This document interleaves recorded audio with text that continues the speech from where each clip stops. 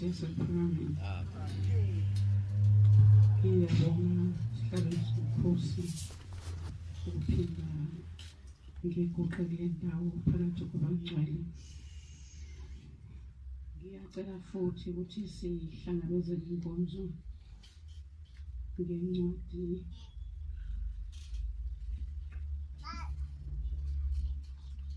ngencwadi yamaHubo 33 siqala ufunda evesini amashumi 20 sifinyelela amashumi 22. Ifunda kanje: umphefumulo wethu ulindela uJehova, ungukusiza kwethu lesihlangu sethu. Ngalokho inhliziyo yethu ithokoza ngaye, ngokuba sithemba igama lakhe elingcwele. Umusa wakho Jehova mawube phezu kwethu, njengalokho sithemba wena.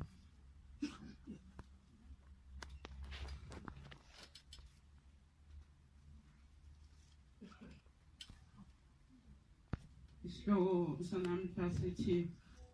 imphefumulo eboshiweyo nekhululekile. Hlobo ezinhle enkosini, wonke umuntu ubekelwe indima yakhe. uNkulunkulu umbekela lokho asuke amnikeze kona. Sinomsebenzi omkhulu njengabantu ababiziwe. Nami nganikwa owami umsebenzi engiyothola icala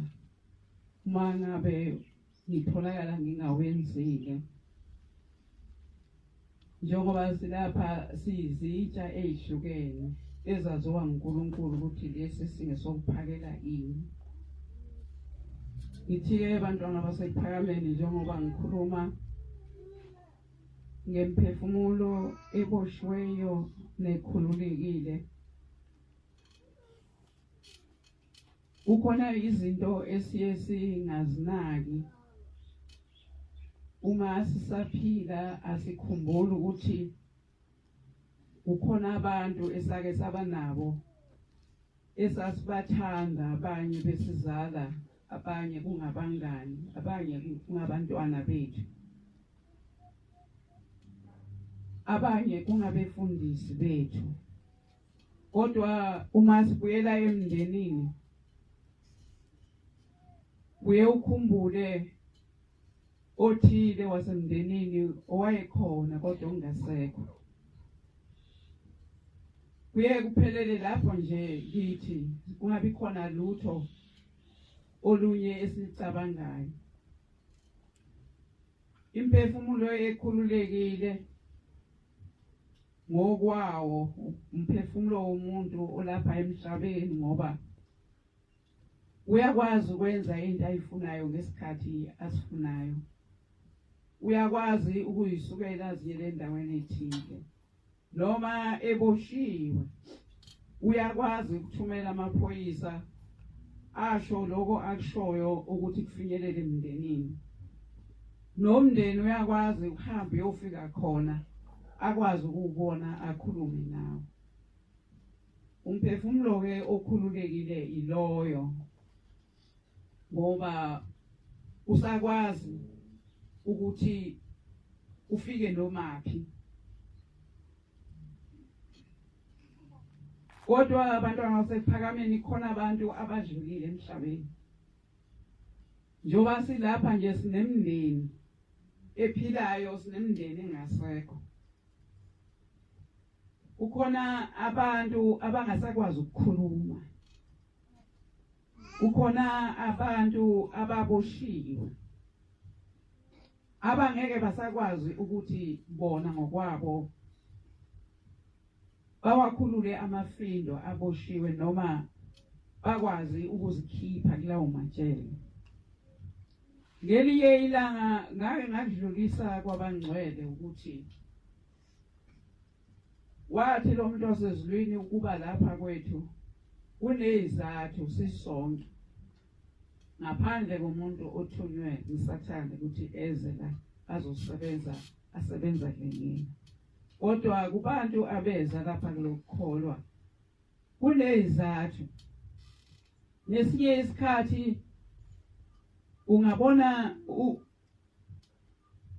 ulapha esontweni kodwa ungasazi isizathu, wena ucabanga ukuthi kungenxa yokuthi wena wezwa amakhulunywa futhi wezwa uthanda ukulandela.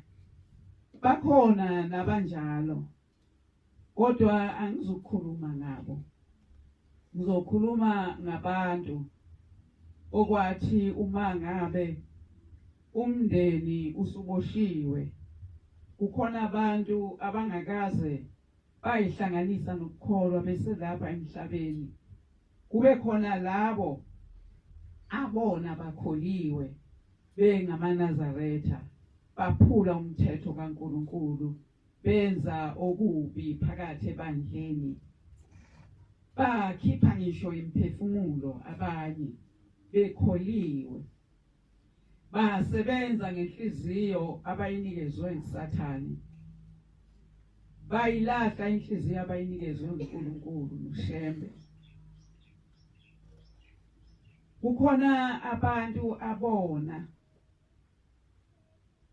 kodwa uma esefika phambili uthi ke unkosazana kukhona abantu eke kuthiwe uma sekufika endaweni ethile lapho esekufanele khona ukuthi umuntu awele abese umuntu wenza izifungo zokuthi nanxa ngingazange ngayigcina imithetho kaNkuluNkulu kodwa nango uzibanibani kuleli bandla ngifunga ngaye ukuthi ngalomntwana ngicela ukuthi ungithethelele ngaye bese uyahleka akuhlenge wena othunyelwe kuleli bandla akucelele nezinto ezinhle uNkulunkulu khona elapho akucelela athi Nkosi ngiyamcelela ukuthi angahlupheki ngiyamcelela nokuthi awuthole umsebenzi ngiyamcelela futhi ukuthi aphile bese kuthi uma ngabe izinto sezilungile yebo kunjalo sisuke sibonge endaweni eyiyo ngoba ucele kuye uNkulunkulu wathi Nkosi ngicela ukuthi ungiphe kodwa uthi masufika lapha kuloku kukholwa ngoba noShembe wakusho wathi khumbulani imindeni yenu esho kona ukuthi siyikhumbule ngokuyinikelela engasho ukuthi asicele utho kuyo wayengasho ukuthi asidubise yona wayengasho ukuthi asiyiphekele ukudla wayengasho ukuthi asiyihlabele izinqama ezikhona emhlabeni nezinkabi wayethi asikhumbule ngoba ihambe yonile ngoba ihambe ingenzanga kahle iyawadinga amanzi okuphuza engasena kuwathola kepha esezawathola ngomndeni lona osele lapha emhlabeni uma ukhala kuNkulunkulu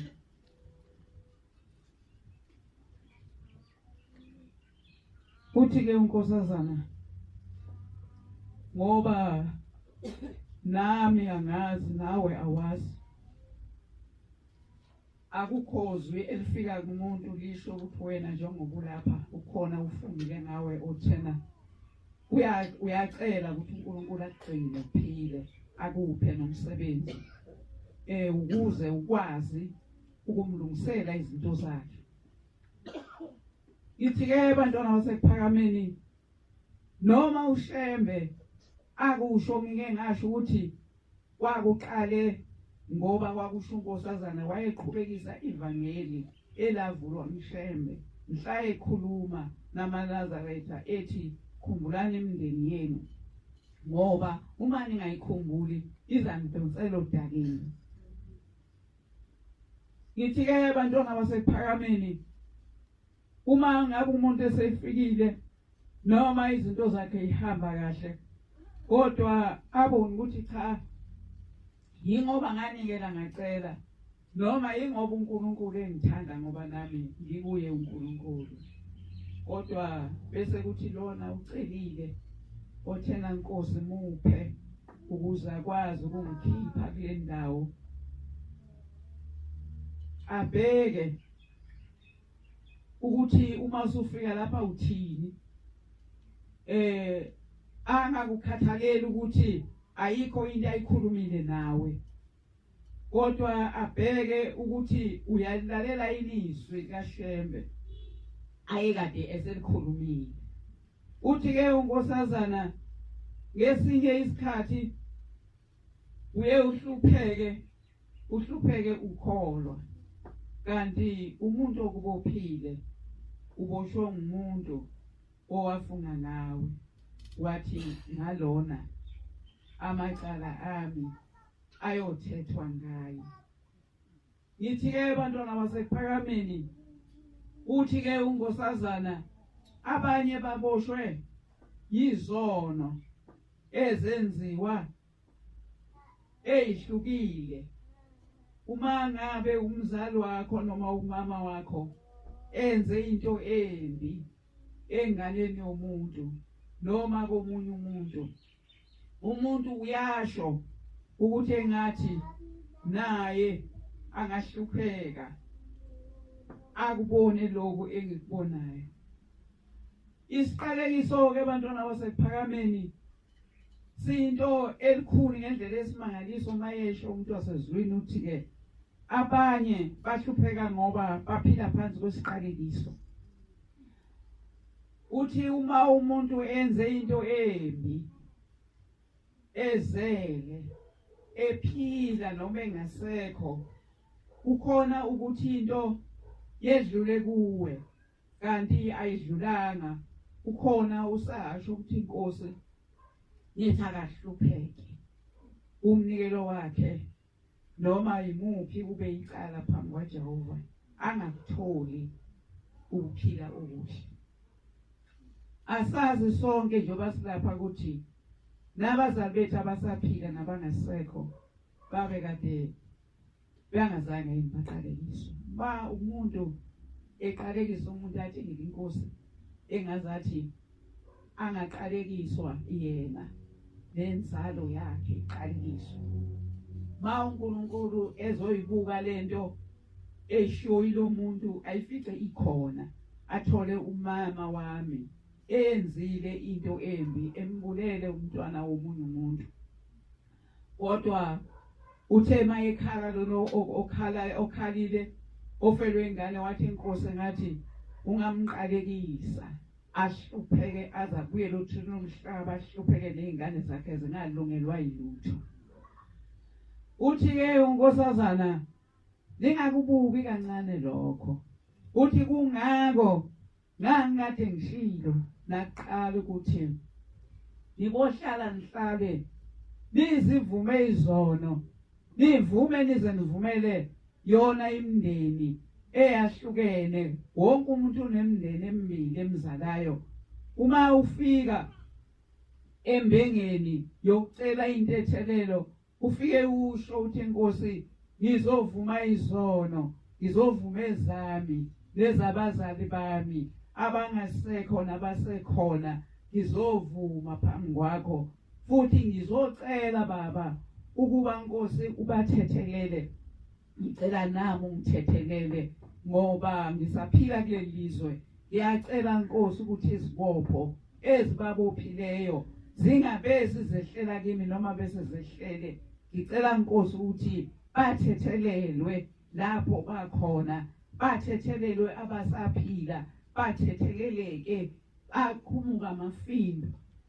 Unikelele izono zabahambileyo unikelele izono zabantu abasaphila unikele. Usho njalo uthi ningayithathi kancane into eyenziwa umuntu kaNkulunkulu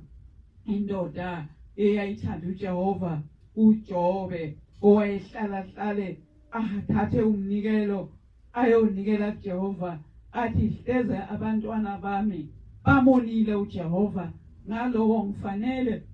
ukuba ngihambe ngiyocela intethelelo kuNkulunkulu ukuze ngihlale nginganaso isici ekukholweni kwami. Ngoba uJobe wayazi indaba kaNkulunkulu ukuthi uyaba mubi ngomunye umuntu. Wayazi ukuthi ngabantwana bakhe angaba nesici kuNkulunkulu ngoba bayigazi lakhe. Wayekwazi ukuthi abantwana bakhe uma sebawephulile umthetho kaNkulunkulu uma sebaqalekiswa sonke iqalekiso ngoba bayigazi lakhe yoqalekiseka naye. Uthi ke uhlaleleni wayehlala akhethe inkomo ezinhle nezimvu ezinhle athi inkosi emhlamba abantwana bami bakonile ngizocela intethelelo ukuthi makukhona bakonile ngithetheleleke nami ngiwuyise. Kodwa thina asikunaki lokho siyibandla kaNkulunkulu. Into esivama ukuyenza sicela izibusiso phezu kwezinto ezimbi. uNkulunkulu angeke akwazi ukusinikeza ibusiso phezu kwazo. Akusibo bonke abantu ababoshiweyo njengoba ngishilo ngathi imphefumulo eboshiweyo nekhululekile kanjalo kukhona abakhululekile nalapha emhlabeni kukhona abangenaso isici abangekho ejele abangamonanga ngalutho uhulumeni kodwa khona ekuphileni kukhona abantu abaphilayo kodwa abangasekho emndenini yabo abonile base bayajeziswa balahlwa ngamacala bathathwa bayogcinwa lapha egcinwa khona abantu abalahlwe ngamacala kodwa basekhona lapha emhlabeni mangabe sebehambile emhlabeni abanye bayathetheleleka bathetheleleke ngamacebo aqhamuka kubantu bangathetheleleki ngoba uNkulunkulu esebathethelela bathethelelo yikhulu sasemhlabeni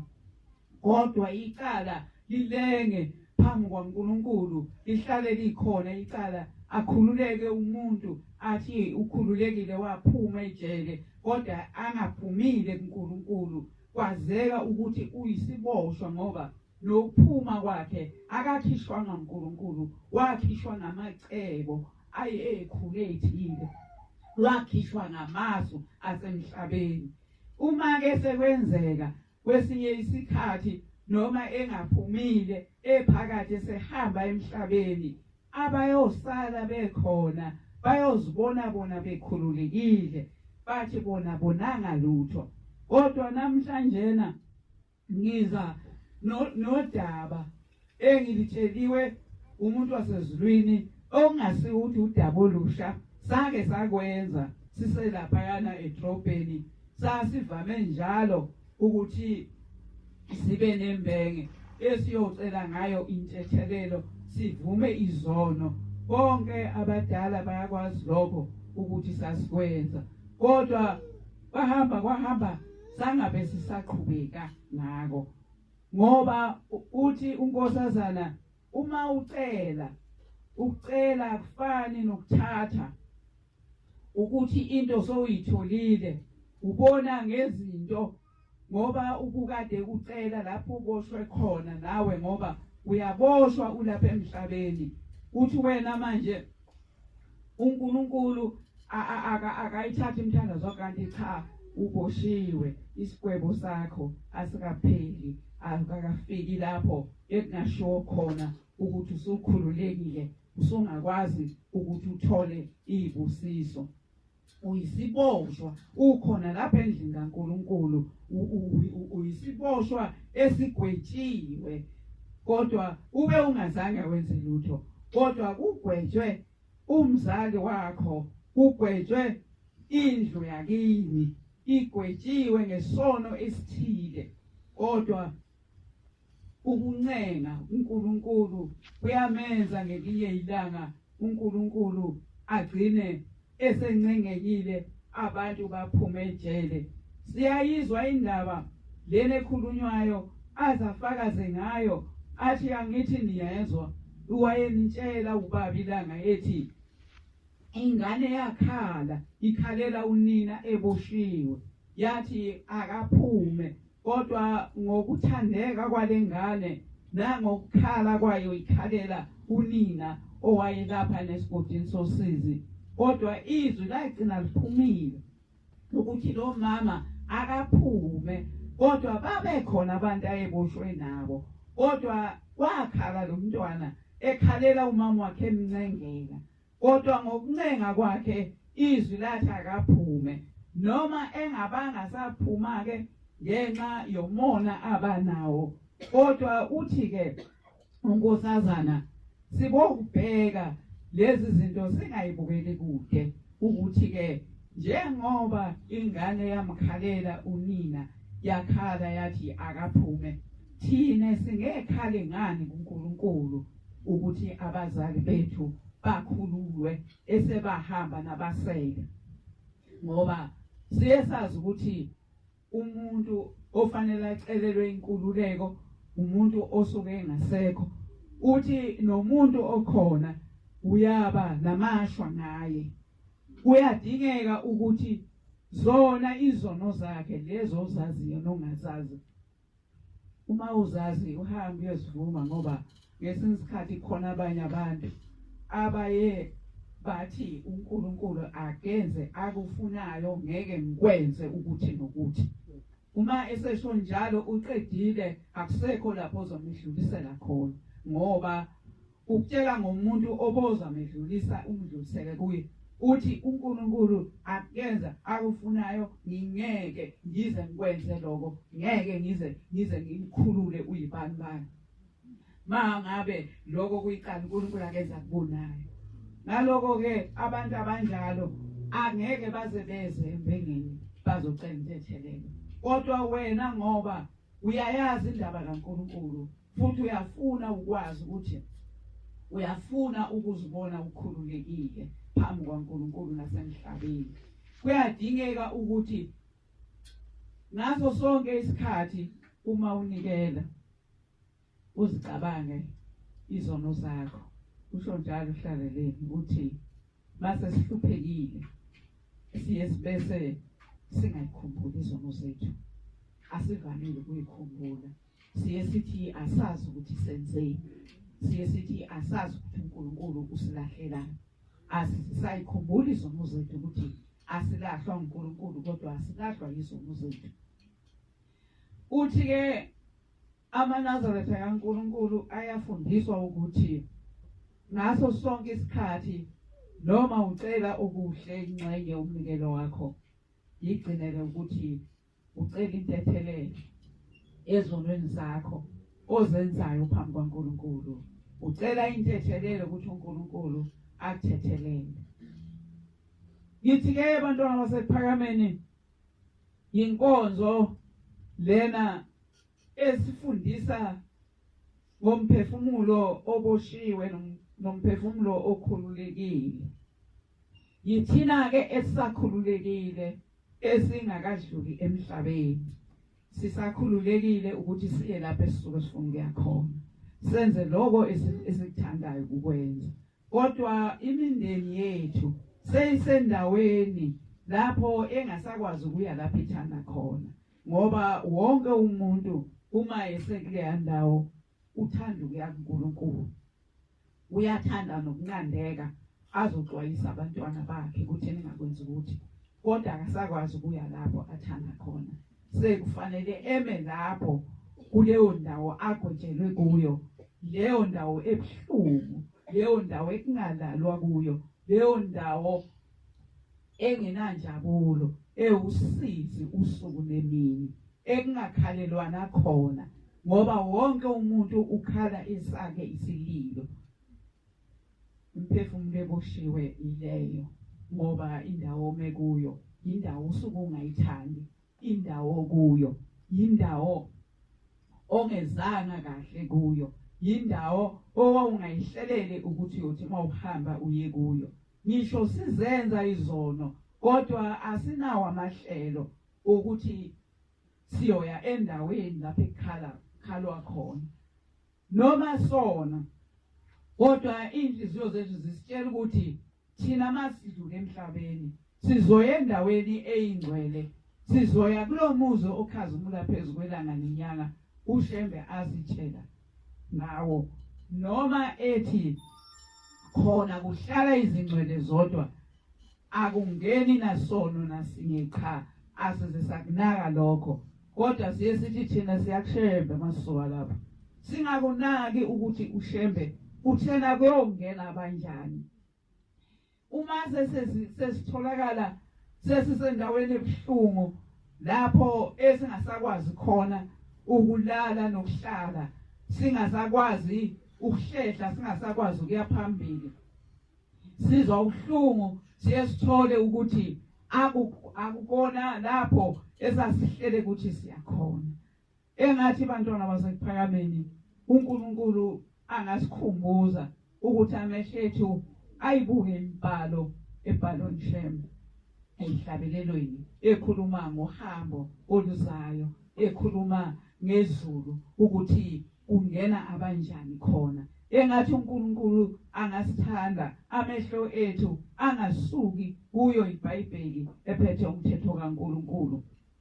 ekhuluma ngezulu ekhuluma ngokugcina komthetho kaNkulunkulu ukuthi mawugcina uyophelelaphi nokuthi mawungawugcini uyophelela kuphi namhlanje abantwana basephakameni singabantu esibonakala sihluphekile ngoba asinalo ulwazi lokuthi kufanele ukuthi siphume kanjani. Akekho umuntu ozaziyo ukuthi ukhona umuntu odondolozela ngaye. Akekho umuntu owaziyo ukuthi njengoba ngihamba ngezimoto nje ukhona umuntu owangikhalela kuNkulunkulu wathi akangibusise enzela ukuthi ngingadingi ngingasweli uthi makuyisikhathi sokunikela bese ngiyamkhumbula. Akulula ukuthi wazi ukuthi ngibani, kodwa kuhle kakhulu ukuthi Nkosi ngiyacela ukuthi ukhumbule umndeni wakithi, ukhumbule namakhosi, uthi uhlaleleni kuboshwa ngisho amakhosi ezizwe, uthi inkosi yesizwe amakhosi uthi aboshiwe ngoba aboshelwe izono zawo zokungabusi kahle abantu nezono zawo eziyimfihlakalo esizweni. Uthi ke manje ke siyokhululeka kanjani? Uthi nako lokho esinako kuumusa kaNkulunkulu njengoba umusa wakhe uhleli phakathi, kodwa kube kuya ngomthetho ukuthi mabeboshiwe abantu siziboshwa nathi asinalutho emhlabeni, siyalala singadlile. Uma uboshwe umuntu oboshiwe ofele ngaphakathi ejele uyobabiza bonke abantwana bakubo bendla kubo, yohlala kuhlale kube nezingane eziyovuka zenze into embi bese ziya ejele bese ziyohlala khona ngoba ukhona umuntu wasemndenini owahlala ejele waze wadlula emhlabeni wayohlala ejele esemhlabeni esezulwini ngoba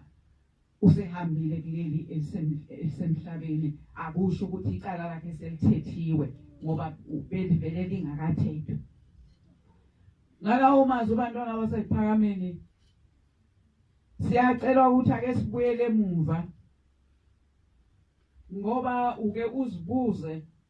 ukuthi kwenziwa yini. Abanye abantu ziyaqhamuka izinto zize kubo zibe zinhle bajabule bathi hawu nakho ukuqhamuka, kodwa bakubone sekushabalala lokhu okuhle bebakade bakujabulela. Uthi ke unkosazana kwabanye abantu kungenxa yemimoya emibi, kwabanye abantu kungenxa yomuntu okhalayo, kungenxa yesililo, isililo esisesigodini sosizi. Kunomuntu okhalayo, umuntu odondolozela ngawe othi wena ngoba usulapha ekholweni ngikhulumela angithethelelwe ngawe. Okubuhlungu awumuzwa lo muntu mayekhuluma, okubuhlungu akazange acele kuwe ukuthi ngicela ukuthi wena ngikhetha wena ukuthi njengoba uya lapha ngizacelela mina konke, kodwa wena bese ufike ungikhumbula lapha yana. Kungako ke kufanele ukuthi ubuye umkhuleko wokuvuma izono, sizivumela abahamba, sizivumela abaphilayo. Ngithi ke abantwana basephakameni siyabiselwa lapho bekade siseqe khona. Khona abantu abanenhlanhla ngendlela esimangaliso obonakayo ukuthi hayi nemndeni yabo akusibo bona abanenhlanhla, kodwa banenhlanhla bakubo. Usho ukuthi bathi nabafika emfuleni waseHuze bakwazi ukuwela bayongena izulwini futhi baphenduka babheke emuva basho bathi inkosi noma sesingenile kulendlu siyacela ukuthi usikhumbulele izingane iseke emuva. Base ke bayakhunjulwa. Khona abantu abathi mabecabanga nje ukwenza into izenzakalele bangakayizibona. Kuyinhlanhla ke lokho abantwana basephakameni, akwenzeki ngoba bekholwa, kodwa inhlanhla yesizwe sakubo, yendlu yakubo. Akusithi nasonke, kodwa nayo inhlanhla uma ngabe usuyihudula udakeni, uNkulunkulu naloyo wayecelele yona uyayithatha mangabe ungasakwazi ukuyithelela phambi kwaNkulunkulu. Uthi inkosi ngiyayibonga inhlanhla ongiphe yona ngoba abantu engiphila nabo emhlabeni nabafowethu nomakhelwana bayakhala, kodwa mina awungiphile usizi lolu lokuthi ngikhale mangifuna ukwenza into ivele yenzakala Nkosi ngiyacela ukuthi kungagcini kimi kodwa kwedlulele ngisho kubantwana naseyizukulwaneni zami ezizayo abantwana bami bayiphile lempilo engiyiphilileyo. Ngithi ke bantwana basekuphakameni amazwi uNkosazana awashilo mina njengomuntu osoke waphila esimeni esikhungu ngike ngaphila esimeni esikhungu kabi ngaqonda konke ngabona ukuthi kanti ngesinye isikhathi uye uthi uyashaywa umuntu kanti awushaywa ngulomuntu ombonayo ushaywa umuntu ongamazi ongamboni futhi owumuntu wakini. Uthi ke uhlakeleni kuye ukuthi uma ngabe lo muntu ebona ukuthi awumvumeli izono awumwezi ngokumcelela uNkulunkulu ukumemela izitha kuthi nomuntu ongakaza azonde umuntu afunde ngawe kuzonda umuntu kuthi nomuntu ongakaza loye muntu afunde ngawe ukuloya ube nezitha nje eziningi nasemsebenzini nakuphi nasebandleni uthi mangabe kubonakala ukuthi awukwazi ukwenza lezi zinto uvela kwehlisele uhlupheko kuyisimangaliso kuthi na nezintadu nazo zishabalale kungathi akaze zabakhona ngoba usethi kulungile akuphele konke nami noma ngikule ndawo kodwa akuphele konke ngoba angisizakali muso ngokucelela lo muntu uNkulunkulu. Engathi ke abantwana basephakameni singahamba sihambe sikhumbule imphefumulo eboshiwe singajabuleli imphefumulo yethu esakhululekile esisakwazi nokuthi nomuzwa inhlungu uthi angeke ngiye kudokotela noma usezwa inhlungu uthi ake ngihambe ngiyoguqa ngiyonikela osakwazi nokuthi noma ulambile uthi ake ngihambe nje ngiyobamba nje lapha itohwanya noma ngiyodayisa ngizosithola izinto. Kukhona indawo esiya kuyo lapho ngeke kube khona tohwanyana ekungeke kwaba khona ngisho ucezwana lesinko ekuyobe kuyindawo yesilile. Uthi ngabe niyabafundisa abantwana benu uthi zonke leinkonzo enganibhalela zona uma nizenza lezi inkonzo kuyoba ivangeli laleli bandla nani anibahle phambi kwaNkulunkulu nonke kodwa ukumase nihambile nani niyobadinga abantu abayokhuluma indaba yenu phambi kwaNkulunkulu niyobadinga abantu abayonithethela amacala uNkulunkulu ngoba uma ninikela nicela intethelelo nivuma izono nicela intethelelo kusuke nicela ukuthi athethwe amacala abantu abasuke beboshiwe. Ngithi ke abantwana basephakameni ngathi Inkosi ingaba nathi njengoba kuyisabatha namhlanje nabahlukumezekile nalabo abathe bayajabula kwase kufika ukujaba kodwa bangakulandeli ukujaba bafune indlela yokuthi Inkosi senzeni sone kuphi kodwa kunzima ukuthola ukuthi wenzeni. Bantwana basekuphakameni kuthiwa noma sicela okuhle noma senzani siboke sisikhumbule ukuthi sonile umuntu ngaphambi kokuba acele noma abike into ayibikayo kodwa aqale asho ukuthi Inkosi ngonile phambi kobuso bakho ezinsukwini zonke zokuphila kwami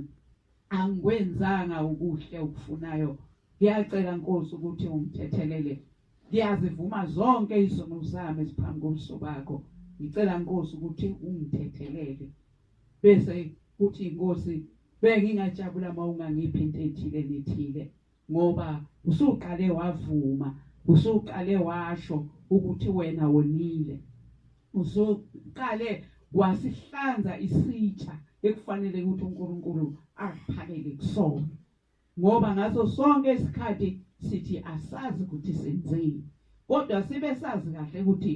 senzeni